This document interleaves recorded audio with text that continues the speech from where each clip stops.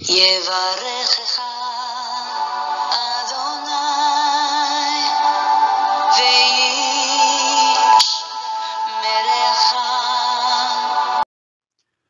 예바레크카 도나이 베이시메레카. 사랑하는 성도 여러분, 오늘 하루도 전지전능하신 임마누엘의 하나님께서 여러분에게 복을 주시고 여러분을 안전하게 지켜주시기를 축복합니다. 아멘. 할렐루야. 오늘도 어김없이 우리 코에 생명의 호흡을 불어넣어 주신 창조주 하나님, 생명의 근원이신 우리 아버지 하나님을 송축하며 찬양합니다. 예수 그리스도 그 생명의 이름, 구원의 이름, 우리를 위하여 보배로운 피를 흘려주신 존귀하신 그 이름 예수 그리스도를 찬양하며 영광을 돌립니다. 우리 안에서 오늘도 내주하시며 아름다운 우리 하나님의 형상으로 예수 그리스도의 장성한 분량으로 우리를 다듬어 가시고 우리를 성숙시켜 가실 성령님의 그 끊임없는 역사하심을 찬양하며 영광을 돌립니다. 오늘 1.189 성경 장별 강의 260번째 시간입니다. 오늘은 사무엘상 24장 말씀을 함께 공부하도록 하겠습니다. 오늘 제목의 말씀은 엔게디 동굴에서 사울 왕을 살려준 다윗이라는 제목입니다. 지금까지 다윗을 죽이려고 팔방으로 그렇게 추격해 다니던 사울이 이제는 오늘 본문에서 상황이 역전되는 그런 위기에 몰리게 됩니다. 이 엔게디 동굴까지 다윗을 추격하던 도중에 사울은 피로를 이기지 못해서 이 엔게디 동굴에서 잠시 잠이 들었습니다. 그리고 이때 다윗은 이 사울을 죽일 절호의 기회를 얻게 되었습니다. 자신의 지긋지긋한 이 도피 생활을 종지부를 찍을 수 있는 절호의 기회가 찾아왔지만 그러나 다윗은 이 하나님이 기름 부어 세우신 이 사울 왕을 죽이지 않고 그의 생명을 그냥 보존해 줍니다. 자, 이런 과정에서 이제 사울과 다윗과의 대화가 이어지고요. 이 첫 번째로 이제 사울 왕을 살려주는 이 사건이 있게 되는데요. 그 이후에 또 사울 왕을 살려주는 또 어떤 그런 상황이 또 벌어지게 됩니다. 자, 끊임없이 다윗을 쫓아 추격하던 사울은 끝끝내 그의 어떤 이 다윗을 죽이고자 하는 의지를 굽히지 않고 끝까지 그가 숨을 거둘 때까지도 그렇게 다윗을 죽이려고 했던 모습을 보게 됩니다. 그래서 사울 왕과 이 다윗의 제일 구별되는 점이 무엇인가라고 했을 때 사울 왕은 그의 생애 끝까지 누구를 추격하냐면 다윗을 추격합니다. 다윗을 추격하는 삶을 삽니다. 그러나 반면에 다윗은 그의 생애 전반에 걸쳐서 누구를 늘 추격하고 누구를 찾아다니냐면 바로 하나님의 임재를, 하나님의 얼굴을 찾아다니는 생애를 사는 것이 바로 다윗입니다. 다윗은 어느 곳에 가든지 간에 늘 하나님 앞에 여쭙고 하나님의 도움을 구하고 하나님이 자기와 함께 계신가를 살피는 하나님의 임재, 하나님의 얼굴을 구하는, 다시 말해 하나님을 추격하고 하나님을 찾아다니는 그렇게 삶을 살지만 이 사울 왕은 끝까지 다윗만을 추격하고 다윗만을 찾아다니는 삶을 살았다는 것입니다. 자, 이것이 사울과 다윗 왕의 아주 제일 큰 차이점이라 할 수 있을 것입니다. 그래서 하나님께서는 하나님이 그 마음에 기뻐하는 자가 누군가, 바로 사람을 추격하거나 사람을 중심에서 사람을 의식하고 사람을 생각하며 살아가는 사람이 아니라 어떤 상황 속에서도 하나님만을 바라보고 하나님만을 의지하고 또 어렵고 힘든 일이 있을 때조차라도 하나님 임재 앞에 나아가서 눈물을 흘리고 절규하고 그렇게 울부짖는 바로 다윗과 같은 사람을 찾으신다는 것을 우리는 보게 됩니다. 자, 오늘 이 엔게디 동굴에서 사울왕을 살려주는 다윗의 훌륭한 인격을 우리가 살펴보게 될 것이고요. 그의 성숙한 신앙을 보게 될 것입니다. 자, 사무엘상 24장에 나타나는 하나님은 누구신지, 그리고 우리에게 주시는 영적인 교훈은 무엇인지 오늘 한번 살펴보도록 하겠습니다. 예, 지금 우리가 24장, 오늘 이제 24장을 공부할 차례인데요. 24장, 다윗의 도피 생활에 대해서 계속 살펴보고 있습니다. 오늘은 엔게디 동굴에서 일어난 사건을 살펴보겠습니다. 자, 오늘 24장이죠. 다윗이 사울을 살려주다. 어느 동굴에서요? 엔게디 동굴. 우리에게 꽤나 유명한 어떤 사건 중에 하나입니다. 자, 동굴에서 얼마든지 그를 죽이려고 하는 사울 왕을 이렇게 이제는 생명을 끊을 수 있는 기회가 왔지만 하나님을 의식해서 그 기름 부어 왕으로 세워진 바로 이 사울을 살려주는 장면 우리가 오늘 보게 됩니다. 오늘 사무엘상 24장의 주제 구절은 5절입니다. 그리한 후에 사울의 옷자락 뱀으로 말미암아 다윗의 마음이 찔려 자기 사람들에게 이르되 내가 손을 들어 여호와의 기름 부음을 받은 내 주를 치는 것은 여호와께서 금하시는 것이니 그는 여호와의 기름 부음을 받은 자가 됨이니라 하고, 자, 얼마든지 그를 추격하던 그의 생명을 노리던 이 사울 왕을 죽일 기회가 있었지만 이 다윗은 생명을 그렇게 취하는 것이 아니라 이 왕의 옷자락을 약간 베어서 얼마든지 죽일 기회가 있었지만 내가 그러지 않았습니다라고 이 나중에 사울에게 그렇게 얘기를 합니다. 자, 그런데 지금 오늘 이 5절에서는요, 다윗이 하나님이 기름 부어 세우신 왕의 옷자락을 베었다는 것만으로도 마음이 찔려 했다. 참 그의 마음이, 그의 심성이, 그리고 하나님을 생각하는 그 마음이, 그 신앙이 어떠했는지 우리는 알게 됩니다. 항상 이 다윗의 모든 삶은 뭐가 중심이냐면 하나님의 뜻이 중심이었어요. 하나님이 이것을 기뻐하시는가? 내가 이렇게 행동하면 하나님은 어떻게 생각하실까? 이것이 바로 다윗의 그 하나님이 기뻐하시는 중심이었다는 것입니다. 하나님의 마음에 합한 자의 바로 그 심령이었다는 것입니다. 그래서 먹든지 마시든지 무엇을 하든지 매사에 이것이 하나님 앞에 영광이 되는가, 이것이 하나님을 기쁘시게 하는가, 이것이 하나님 앞에 죄되는 것은 아닌가, 하나님의 영광을 가리는 것은 아닌가, 항상 모든 일을 하나님과 연관지어서 행동하는 사람, 그 사람이 바로 다윗이었다는 것, 우리는 오늘 사무엘상 24장을 공부하면서 더 깊이 그렇게 경험하게 될 것입니다. 우리도 이 하나님이 기뻐하시는 하나님의 마음에 합한 바로 다윗의 아름다운 신앙과 인격을 그렇게 오늘 또 보면서 도전받고 또 본받는 그런 은혜가 있기를 주님의 이름으로 축복합니다. 아멘. 오늘 사무엘상 24장의 소주제는 두 개입니다. 첫째, 1절에서 7절까지는 다윗이 1차로 사울을 살려준 엔게디 동굴 사건.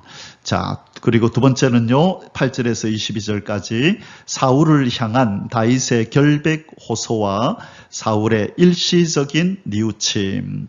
자, 이제 엔게디 동굴에서 사울을 살려주고 나서 사울을 향하여 다윗이 나는 사울 왕이여 당신을 죽이고자 하는 의도가 없습니다. 당신의 왕위를 그렇게 내가 뺏고자 하는 의도도 없습니다. 이 다윗은 자신이 결백하다는 것, 그런데 왜 결백한 자기를 이렇게 추격하면서 왜 자꾸 죽이려고 하는지, 왜 그렇게 하시는지 모르겠다라면서 사울 왕에게 이렇게 자기의 결백을 호소하면서 그만 추격하시라고 이렇게 호소합니다. 자, 그러자 이 사울도 일시적인 회개를 하고 뉘우치는 장면이 나옵니다. 그러나 진짜로 일시적이었죠. 항구적인 것이 아니라, 그리고 또 이후에 기회가 생기니 사울은 또 다윗을 추격하는 일이 또 벌어집니다. 자, 8절에서 22절까지인데요. 오늘은 이 두 가지 주제, 소주제를 가지고 함께 공부해 보도록 하겠습니다.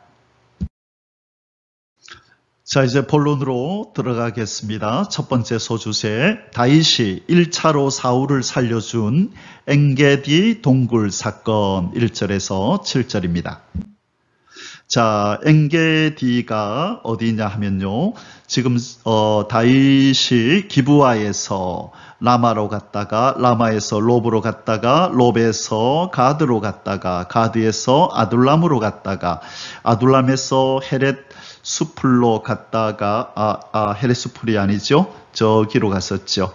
저기 모압 미스베로 갔다가 미스베에서 갓 선지자가 올라가라 그래서 헤렛 수풀로 갔다가 그렇죠. 헤렛 수풀에 있다가 이 그일라에서 지금 블레셋이 쳐들어와서 그일라에서 전쟁을 치르고 그 다음에 이제 어디로 피신하냐면 사울이 추격해 오니까 10광야로 갔다가 10광야에서 마온으로 갔다가 마온에서 이제 엔게디로 이곳으로 지금 이제 도망을 치는 것입니다. 자, 엔게디 오늘 이제 사건이 발생하는 그 장소는 바로 사해 바다 바로 옆에 있는 계곡입니다. 여기가 이제 광야 지역인데요.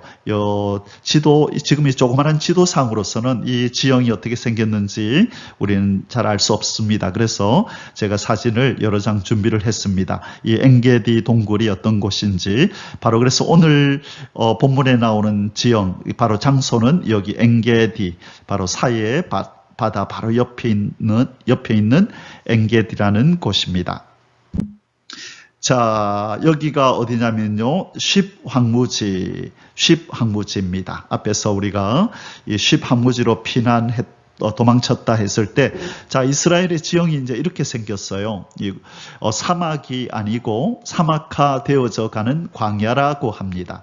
여러분, 이 광야가 이제 점점점 시간이 지나서 이제 나중에 사막이 되는 거죠. 그래서 사막화 되어져 가는 과정에 있는 그 지형, 그 곳을 광야라고 부르는 것입니다. 그래서 사막은 완전히 그 잔잔한 그 모래들로 가득 찬 곳이잖아요. 그러나 광야는 또 모래도 있지만 아직까지 모래처럼 되지 않은 이 잔잔한 흙들이 또 돌들이 있는 곳, 그곳이 광야입니다. 자, 여기가 십황무지인데요. 십황무지는 유대 광야에 속해 있고 엔게디에서 서쪽으로 떨어진 곳이다. 다윗이 사울을 피해 다녀야 했으므로 추적하기 어려운 황무지로 들어갈 수밖에 없었다. 자, 아까 사해 옆에가 엔게디였는데요. 바로 십광야는 왼쪽 서쪽으로 한 20 몇 킬로 정도 떨어진 곳이거든요. 예, 나중에 좀 자세히 설명하도록 하겠습니다.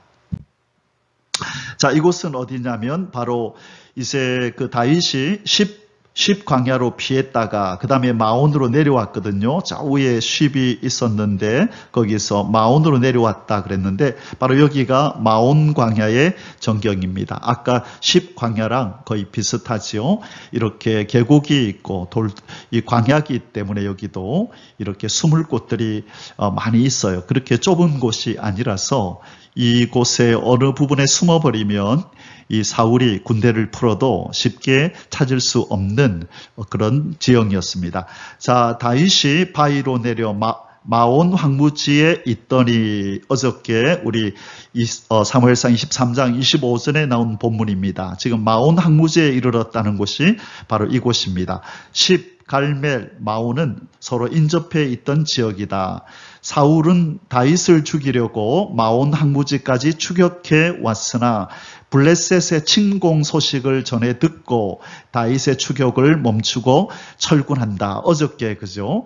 거의 여기 마온 황무지까지 와서 거의 붙잡힐 뻔했었죠. 포위되어서 이제 거의 붙잡힐 뻔했었는데 누가 공격해 왔다고요? 블레셋이 이스라엘을 공격해 와서 군인들이 와서 왕이시여 큰일 났습니다. 블레셋이 공격해 왔습니다. 해서 이 다윗을 추격하는 것을 멈추고 이 사울이 군대들을 이끌고 블레셋과의 전쟁을 위해서 철군함으로 말미암아 이 다윗의 일행이 생명을 보존받았던 것, 바로 그 내용을 우리는 살펴보면서 하나님께서 이 위기상황을 모면시키기 위해서 하나님이 블레셋이라고 하는 이 적을 사용하셨다. 우리 하나님은 자기 백성을 보호하기 위해서는 모든 것을 다 동원하여 절대 보호하신다라고 어저께 우리가 배웠습니다. 하나님은 보이지 아니하시지만 어떤 누구보다도 더 선명하게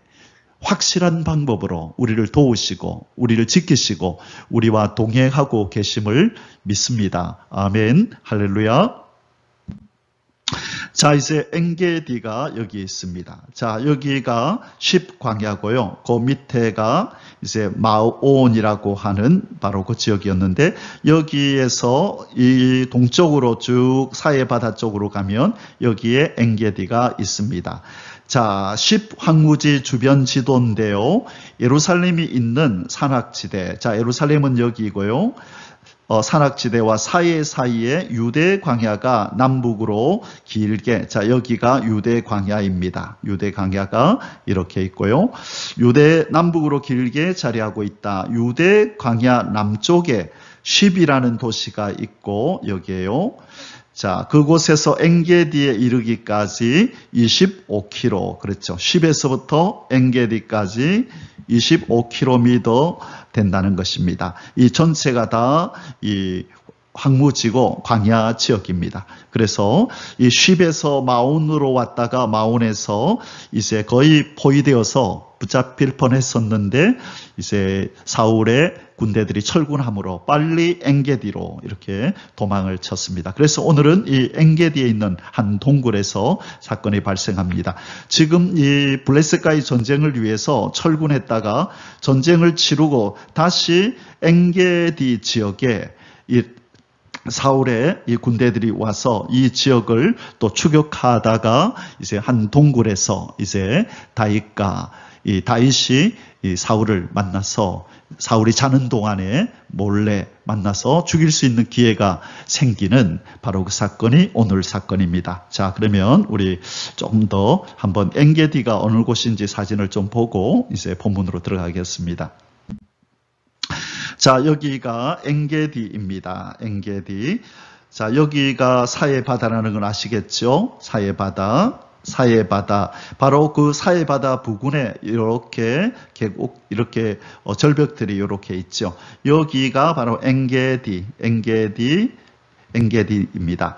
자, 그래서 이 넓은 이 광야 지역에서 이렇게 다윗을 찾아내는 것은 그렇게 쉽지 않았을 거예요. 그러다가 이 엔게디라는 곳까지 와서 지친 사울이 이 안에 들어가서 쉬다가 실은 그 안에 바로 이제 다윗이 있었던 거지요. 자, 그래서 이제 다윗이 사울을 죽일 수 있는 기회가 찾아온 것입니다. 자, 이 엔게디라고 하는 이 지명의 뜻은 뭐냐면요. 바로 엔게디라는 이 뜻은 염소들의 마시는 샘이라는 뜻입니다. 그래서 이 엔게디에 가면 이렇게 샘이, 물이, 비가 오고 나서 물이 모여서 이렇게 흘러내리는데 이렇게 샘이 이렇게 있습니다. 그래서 염소들이 마시는 샘이라는 이름의 뜻을 가진 이 엔게디 지역이 바로 아까 사해바다 바로 옆이었습니다. 자, 이제 우리 엔게디 동굴이 있는 곳으로 한번 내려가 보겠습니다. 쭉 가서 바로 이쪽에 엔게디 동굴이 있는데요. 조금 더 가까이 가보겠습니다. 예, 가까이 가서 보니 이렇게 굴들이 보이죠. 많은 이런 구멍들이 있습니다. 그러니 아무리 사울이 군대들을 동원하여 추격하여도 도대체 어느 동굴에, 어느 구멍에 있는지 바로 찾기가 어려운 것이었죠. 자, 여기에 이제 성지순례 온 관광객들이 바로 엔게디 동굴로 들어가고 있는 모습입니다. 자, 이곳은 이제 엔게디 동굴 안인데요. 우리나라의 이제 성도들이 성지순례를 가서 이곳에서 이렇게 십자가를 걸고 예배를 드리는 그런 어떤 장면입니다. 자, 이제 우리 엔게디 동굴 또 엔게디 주변의 그 사진들을 좀 보았으니까요. 이제는 본문 속으로 직접 한번 들어가 보겠습니다. 1번, 사울이 엔게디의 다윗을 추격하다 우연히 다윗 일행이 숨어 있는 동굴에 들어감. 자, 우연이 아니겠죠.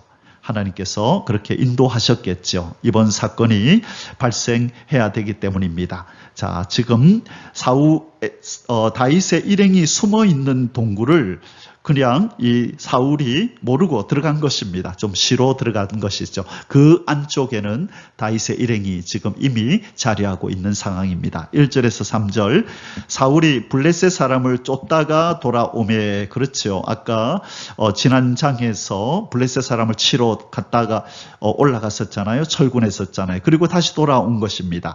어떤 사람이 그에게 말하여 이르되 보소서 다윗이 엔게디 광야에 있더이다 하니 바로 조금 전까지 어제 우리 23장에서 마온에서 그렇죠. 사울이 마온 광야로 왔다가 철군을 했었잖아요. 그리고 다시 마온 쪽으로 오니까 어떤 사람이 말하기를 엔게디 광야 쪽으로 갔습니다 하고 다시 밀고를 한 것입니다. 그래서 이 사울의 군대들이 지금 엔게디 광야로 자리를 옮기고 있습니다.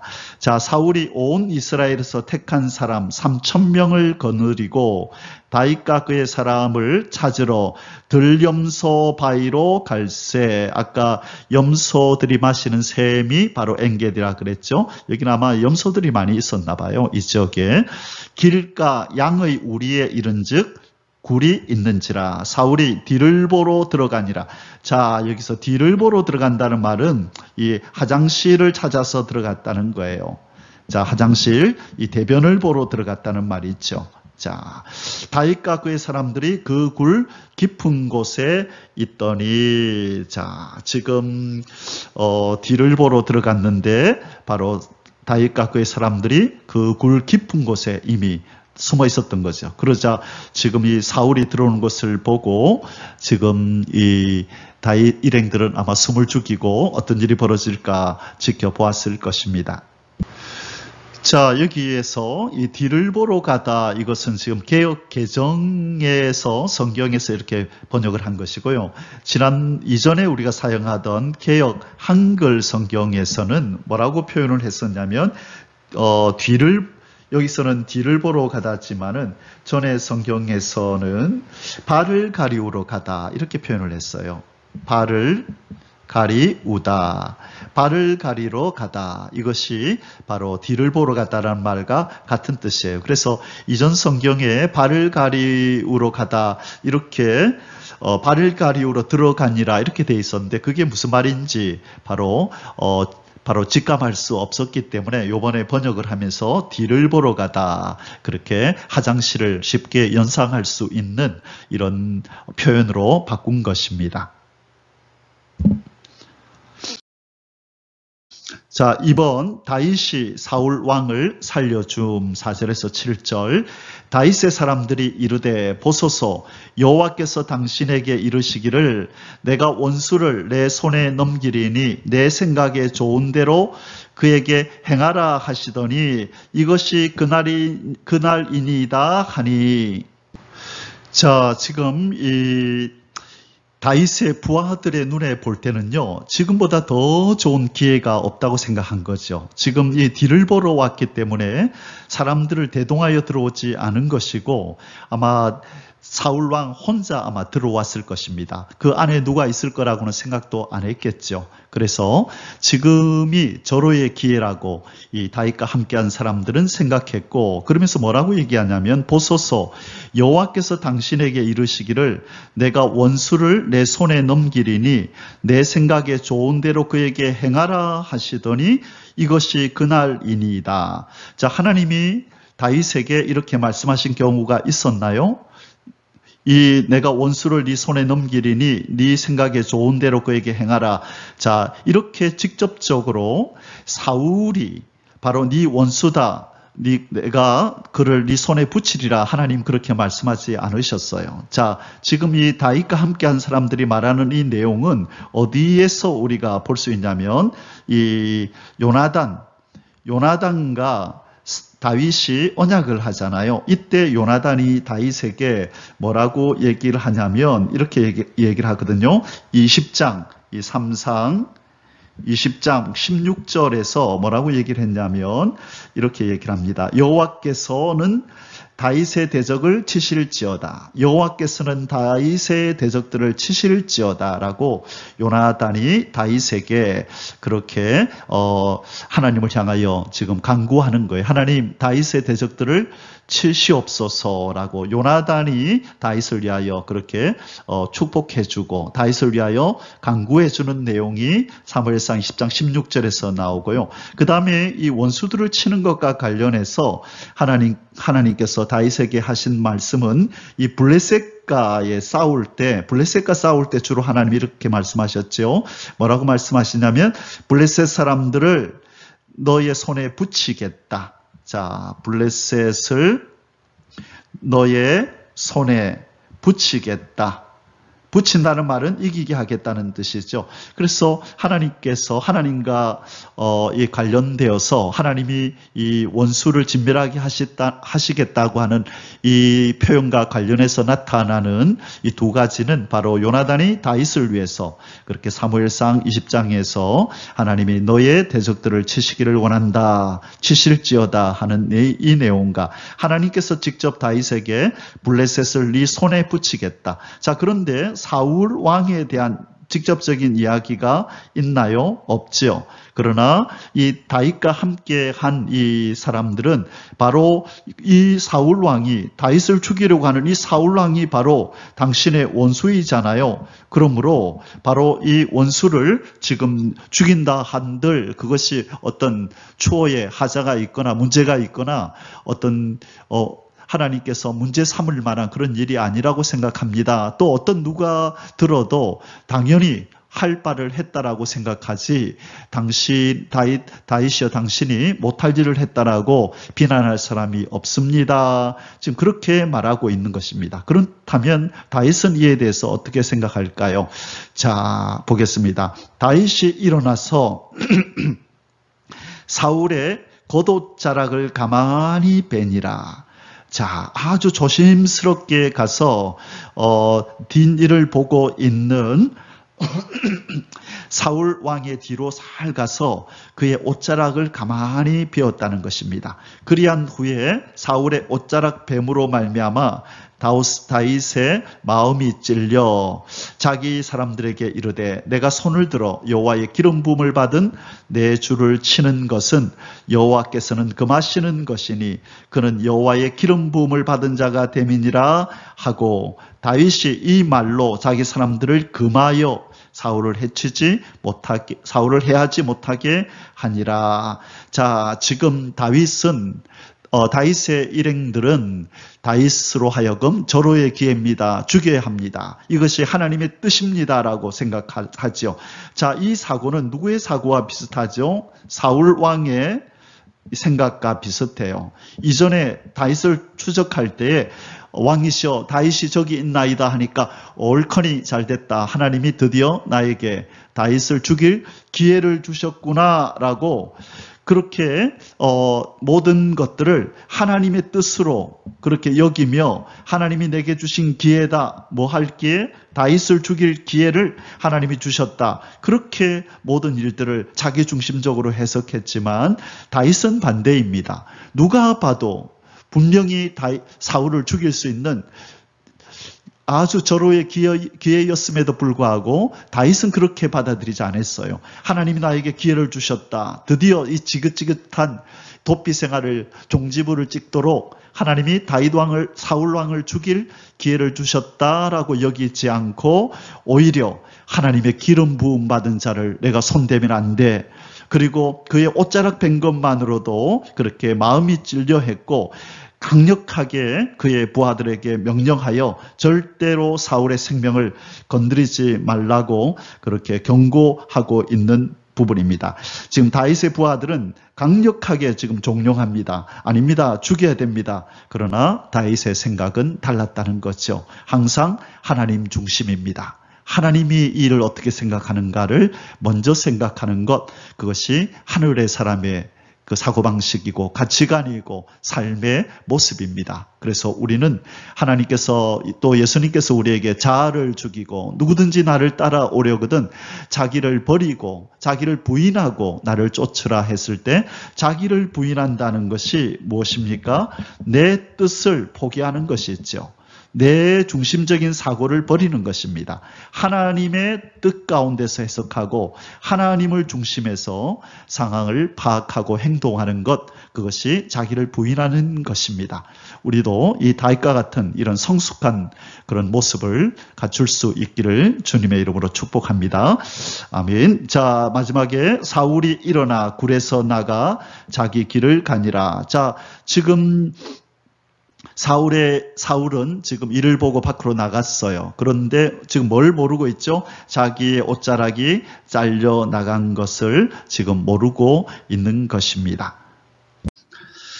자, 이 그림이 지금 뒤를 보고 있는 사울의 뒤에 몰래 다가가서 지금 그 왕의 옷자락을 베고 있는 지금 다윗의 모습입니다. 자, 지금 혼자 이렇게 그림상으로도 혼자 사울이 지금 들어와 있죠. 뒤를 보러 왔기 때문에 지금 뒤를 보러 오다. 자, 화장실에 온 것입니다, 지금. 그래서 바로 이렇게 죽일 수 있는 기회가 있었지만 다윗이 옷자락만 베고 그의 생명을 살려주는 장면입니다. 자, 이제 두 번째 소주제입니다. 사울을 향한 다윗의 결백 호소와 사울의 일시적인 뉘우침 8절에서 22절입니다. 1번 다윗이 사울 왕에게 결백을 호소함 8절에서 11절입니다. 그 후에 다윗도 일어나 굴에서 나가 사울의 뒤에서 외쳐 이르되 내 주 왕이여 하매 사울이 돌아보는지라.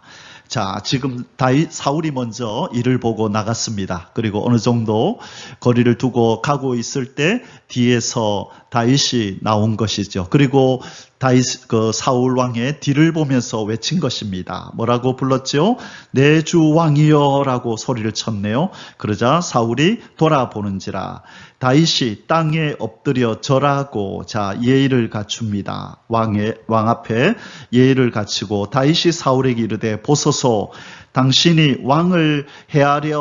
다윗이 왕을 해하려 한다고 하는 사람들의 말을 왕은 어찌하여 들으시나이까?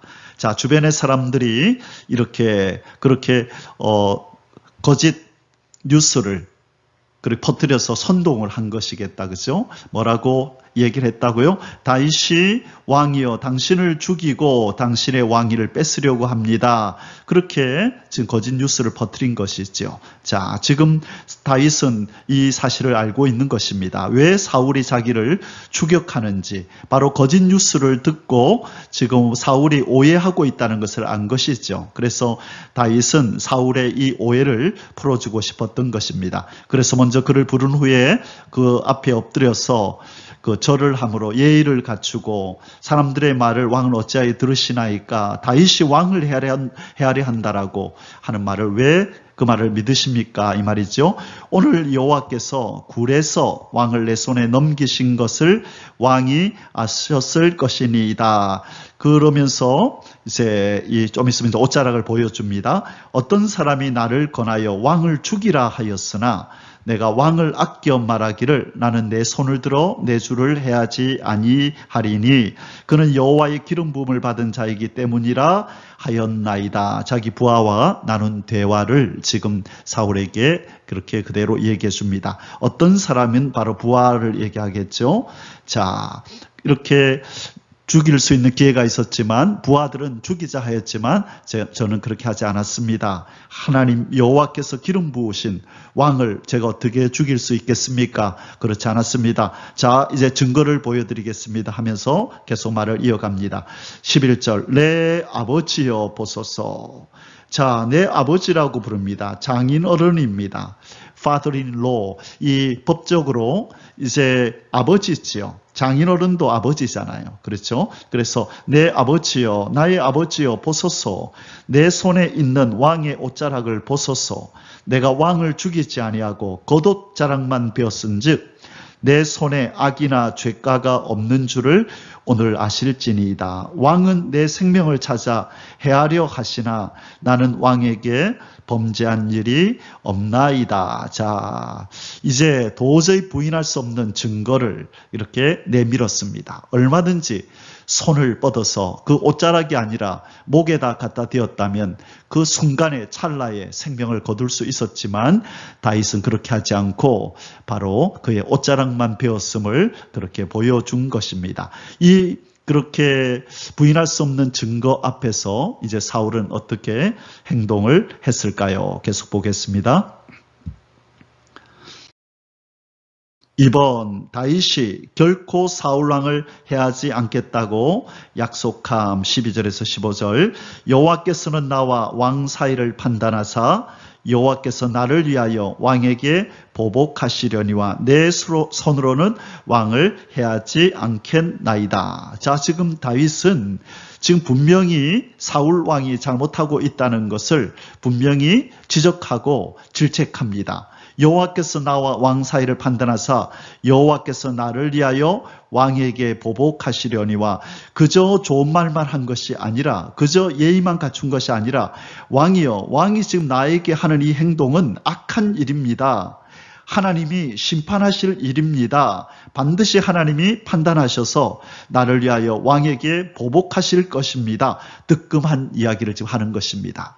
무조건 좋은 게 좋다고 그냥 사울 왕에게 그냥 좋은 말만 해준 것이 아니라 예의만 갖춘 것이 아니라 왕이 지금 자기에게 분명히 악한 행동, 하나님으로부터 책망받고 심판받을 일을 하고 있다는 것을 분명히 알려주는 것입니다.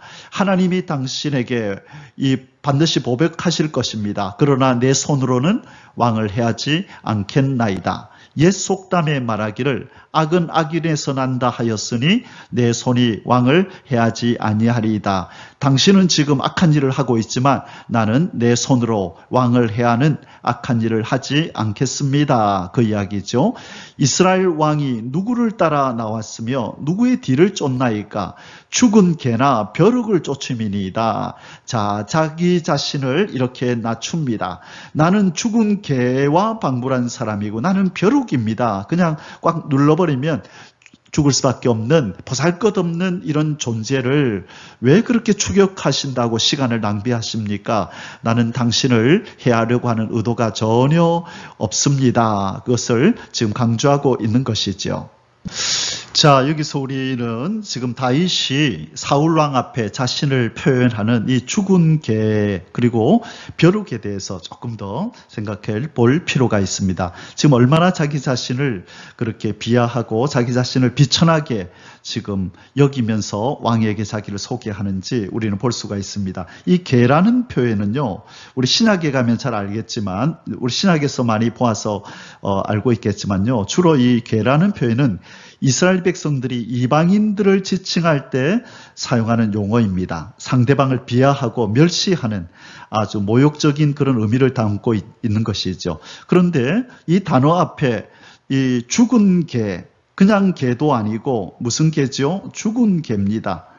자, 이 죽은 개라는 표현을 쓴 것이죠. 그래서 바로 이것은 그 멸시와 자기 비하의 정도가 아주 심한 것을 이렇게 우리가 알게 됩니다. 그래서 죽은 개는 바로 사울왕 앞에서 자신의 비천함을 이렇게 상징적으로 표현하는 그런 표현 방식이었던 것입니다. 나는 개와 같은 존재인데 그것도 죽은 개입니다. 그렇게 얘기를 하고 있고, 그 다음에 여기 벼룩이라고 표현한 것은요, 바로 원어에는 이 원어에서 한 이 단어를 여기에 번역하지 않았는데요.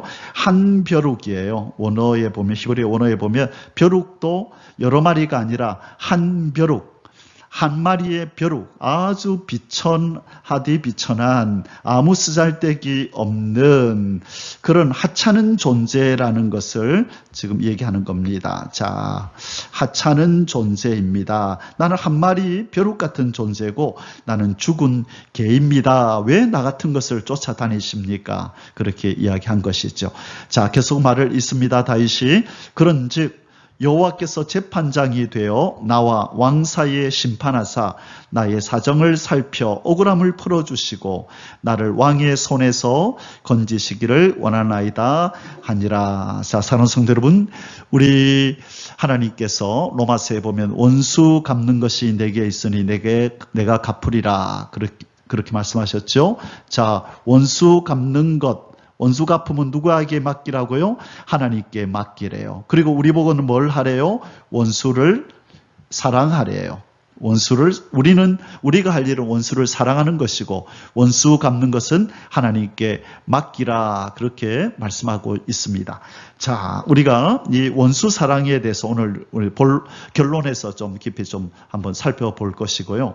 바로 이 다윗은 이 하나님의 마음, 꼭 아직까지 신약 성경이 주어지지 않았음에도 불구하고 꼭 이 로마서 말씀을 읽은 것처럼 다윗은 바로 하나님의 이 진리를, 하나님의 이 마음을 그대로 표현하고 있는 것입니다. 원수 갚음은 누구에게 맡기고 심판자이시오 재판장이신 하나님께 맡기고 자신은 원수를 사랑하라 하는 이 하나님의 말씀을 쫓아서 사울을 아끼고 존중하고 존경의 표시를 하고 있는 모습을 보이고 있는 것입니다. 참으로 훌륭한 다윗이 아닐 수 없습니다. 바로 예수 그리스도를 많이 닮은 바로 이스라엘의 왕이요, 나중에 초대, 바로 그 통일왕국의 초대 왕이 되는 거죠. 사울은 아직 사울 때는 12지파가 다 통일되지 않았고 부분적으로 사울을 왕으로 섬겼지만 나중에 다윗 때는 모든 12지파 사람들이 다 다윗을 왕으로 추대하는 그런 통일왕국이 이루어지게 되고, 바로 이 통일왕국의 초대왕인 다윗이 이 세상 나라를 통일하실, 이 저주받은 세상 나라를 우리 주와 그의 그리스도의 나라로 만드실 바로 예수 그리스도, 통일왕국의 만왕의 왕으로 오실 예수 그리스도를 예표하는 왕이 바로 다윗 왕인 것입니다. 3번, 사울 왕이 다윗의 말을 듣고 일시적으로 뉘우치고 집으로 돌아감. 16절에서 22절, 드디어 이제 사울 왕의 반응이 나타납니다. 다윗이 사울에게 이같이 말하기를 마침에 사울이 이르되 내 아들 다윗아, 이제 드디어 다윗을 아들이라고 부르네요. 사위이잖아요. 사위도 아들이죠. 장인인 사울왕을 향하여 나의 아버지여라고 부르니까 자기도 이제야 맞지, 다윗이 나의 아들이지, 바로 내 사위 아들이지. 그때서 아마 정확하게 지금 인지한 것 같아요. 그동안에는 자기의 이 정권을 그렇게 뺏으려고 하는 이 악한 적으로, 이 역적 모의를 한 원수로 생각했었는데, 아마 다윗의 이 말을 듣고 자기를 부르는 나의 아버지여라고 하는 호칭을 듣고 비로소 정신을 좀 차린 것 같아요. 일시적으로. 자, 그래서 뭐라고 불러요? 내 아들 다윗아, 이것이 내 목소리냐 하고 소리를 높여 울며. 자, 오랜만에 들어보는 이 다윗의 목소리, 그리고 자기의 생명을 취해가지 않은 호의를 베푼 그 다윗의 목소리를 듣고 소리를 높여 울고 있습니다. 다윗에게 이르되 나는 너를 학대하되 너는 나를 선대하니 너는 나보다 의롭도다. 내가 나 선대한 것을 오늘 나타냈나니 여호와께서 나를 내 손에 넘기셨으나 내가 나를 죽이지 아니하였도다. 사람이 그의 원수를 만나면 그를 평안히 가게 하겠느냐? 내가 오늘 내게 행한 일로 말미암아 여호와께서 내게 선으로 갚으시기를 원하노라. 자, 지금 일반적인 통상적으로 사람이 원수를 만나면 그를 평안히 가게 하지 않는다는 거죠. 원수를 만나면 당연히 그 목숨을 빼앗는 것이 인지상정이고 통상적인 인간들의 삶의 방식이죠. 그런데 이 다윗은 그렇게 하지 않았다는 것이고, 사울도 이제 이 부분, 다윗의 이 훌륭한 이 인품을 인정하고 여호와께서 너에게 선으로 갚으시기를 원하노라, 이렇게 축복의 말을 다윗에게 지금 건네고 있습니다. 자, 계속해서 보겠습니다. 자, 사울 왕이 뭐라고 말하는지 보라, 나는 내가 반드시 왕이 될 것을 알고 이스라엘 나라가 내 손에 견고히 설 것을 아노니. 자, 나는 네가 반드시 왕이 될 것을 안다. 그것 때문에 지금까지 반드시 왕이 될 이 다윗을 죽이려고 그렇게 쫓아다닌 것이죠. 바로 왕이 될 것을 안다는 것은 무슨 뜻이에요? 하나님의 뜻이 너를 왕으로 세우는 것이다. 그러면 왕이 될 것을 알면서도 다윗을 죽이러 다닌 것은 누구의 뜻을 거스린 것이 되는 거예요? 바로 다윗을 왕으로 세우려고 하시는 하나님의 뜻을 거슬러서 지금 이렇게 자기는 행동했다는 것을 시인하고 자백하는 격이 되는 것이죠. 자, 그런즉 너는 내 후손을 끊지 아니하며 내 아버지의 집에서 내 이름을 멸하지 아니할 것을 이제 여호와의 이름으로 내게 맹세하라 하니라. 자, 모든 것 다 자포자기하고 왕에게 다윗에게 왕위를 이제 넘겨줄 것 같은 투로 얘기를 하면서 뭐라고 약속해달라는 거죠? 너는 내 후손을 끊지 말라. 내 후손을 해하지 말고 내 아버지의 집에서 내 이름을 멸하지 아니할 것을 이제 여호와의 이름으로 내게 맹세하라. 나를 선대하라. 내 후손들을 선대하라. 그 말이죠. 이 말을 듣고 다윗이 22절입니다. 사울에게 맹세하며 예 그렇게 하겠습니다 라고 약속하니 사울은 집으로 돌아가고 다윗과 그의 사람들은 요새로 올라가니라. 이 요새는 어디죠? 엔게디 동굴 그 부근을 얘기하겠죠. 사랑하는 성도 여러분, 이제 오늘 사무엘상 24장의 결론을 내릴 시간입니다. 자, 아까도 말씀드렸던 것처럼 오늘 결론은 이 원수를 사랑하는 부분을 잠시 생각해 보겠습니다.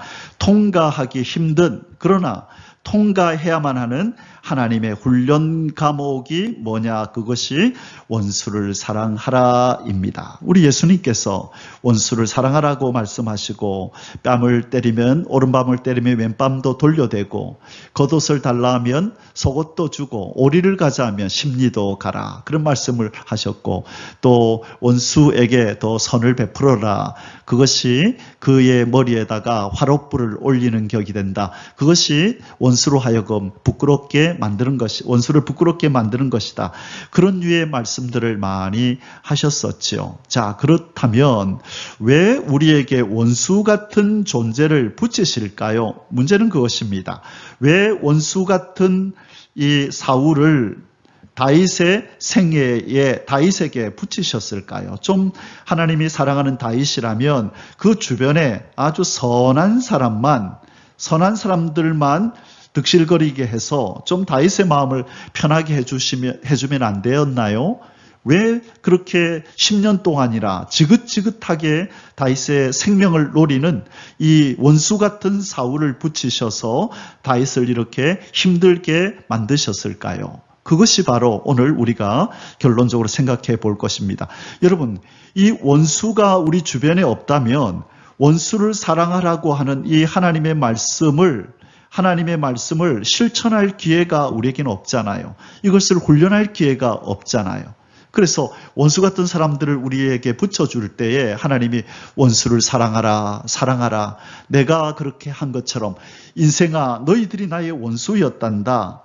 너희들은 죄인이었고 바로 진노의 자식이었고 마귀의 자녀였단다. 너희들은 나의 원수였어. 그런데 내가 원수 같은 너희들을 위해서 나의 독생자 아들 예수 그리스도를 보내서 너희들을 사랑했단다. 이것이 내 마음이고 내 성품이란다.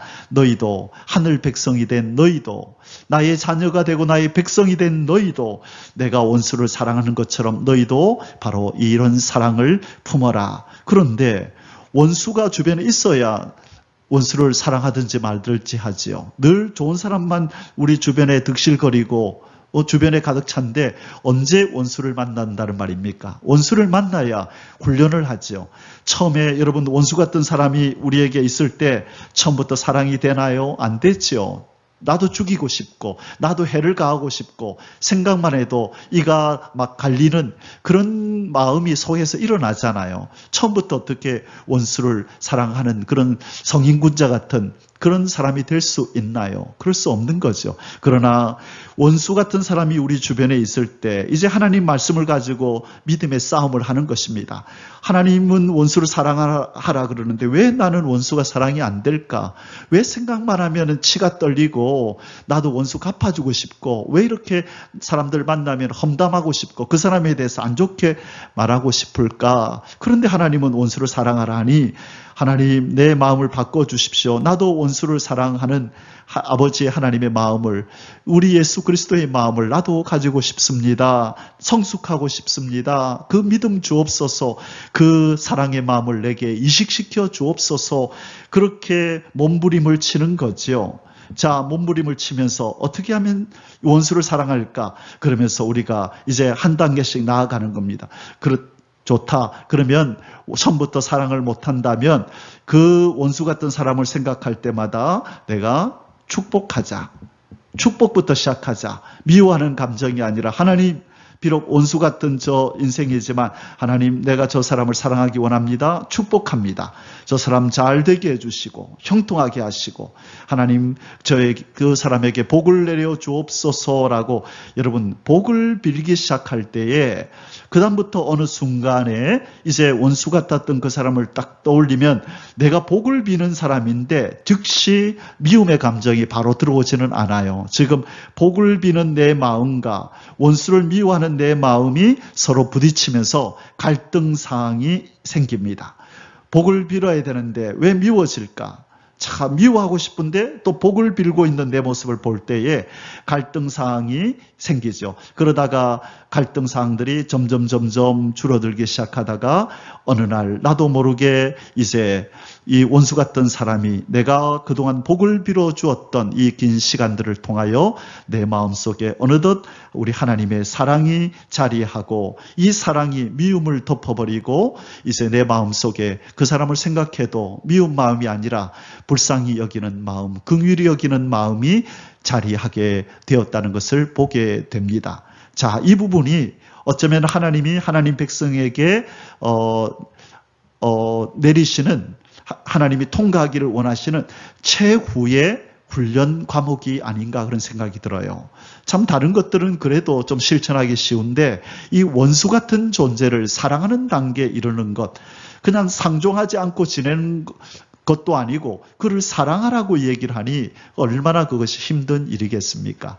자, 이 부분은 우리가 반드시 통과하기 힘듭니다. 그러나 반드시 통과해야만 하는 과목이기 때문에 훈련 과목이기 때문에 우리는 우리 주변에서 원수 같은 존재들 많이 만나게 될 것입니다. 하나님이 보내실 것입니다. 그럴 때마다 피하지 마시고 도망가지 마시고 에이 저 사람 보기 싫어서 나 이곳에 있기 싫어 교회를 떠나거나 자리를 피해버리는 것이 아니라 오히려 그런 사람을 만날 때 내가 원수를 사랑할 수 있는 좋은 기회를 하나님이 주셨구나. 우리 예수님의 마음을 본받을 수 있는 이 훈련장으로 나를 보내셨구나. 하나님 도와주십시오. 저 원수 같은 사람 사랑할 수 있도록 도와주십시오. 내가 축복합니다. 축복합니다. 그렇게 지낼 때에 우리도 모르게 어느 날 주님의 사랑이 우리 속에 자리하게 되는 것을 보게 될 것입니다. 자, 오늘 다윗이 원수 같은 이 사울에게 하는 말, 대하는 태도를 한번 다시 한번 보겠습니다. 사무엘상 24장 17절에서 19절입니다. 다윗에게 이르되 나는 너를 학대하되 너는 나를 선대하니 너는 나보다 의롭도다. 네가 나 선대한 것을 오늘 나타냈나니 여호와께서 나를 네 손에 넘기셨으나 내가 나를 죽이지 아니하였도다. 나는 너에게 원수같이 대했는데 너는 나를 죽이지 않았다. 원수처럼 대하지 않았다. 사람이 그의 원수를 만나면 그를 평안히 가게 하겠느냐? 네가 오늘 내게 행한 일로 말미암아 여호와께서 내게 선으로 갚으시기를 원하노라. 자, 사울이 다윗에게 하는 말을 들어봤습니다. 여러분, 이 사울이 보기에도 다윗의 행동은 이해하기가 힘든 참 상식을 뛰어넘는 행동이었다는 것입니다. 사람이 어떻게 원수를 만났는데 평안히 가게 하겠느냐. 그래서 사울이 지금 울고 있는 것입니다. 너는 참 선한 사람이고 너는 참 특별한 사람이구나. 하나님이 너를 왕으로 세울 만하구나 라고 다윗을 인정하는 장면입니다. 사랑하는 성도 여러분, 오늘 하나님의 은혜로 우리 속에 자리하고 있는 원수 같은 사람 생각만 해도 그렇게 고개를 절레절레 흔들며 왜 만났던 거라고 생각이 들 만한 사람이 있거든 떠올리면서 이 시간에 우리가 축복하면서 오늘 하루를 지내고 우리 주님 앞에 그 사랑의 마음을 우리 속에 이식시켜 달라고 우리의 마음을 변화시켜서 사랑으로 가득 찬 심령이 되게 해달라고 그렇게 기도하며 하루를 지내는 복된 하루 되시기를 주님의 이름으로 축복합니다. 아멘. 할렐루야. יברך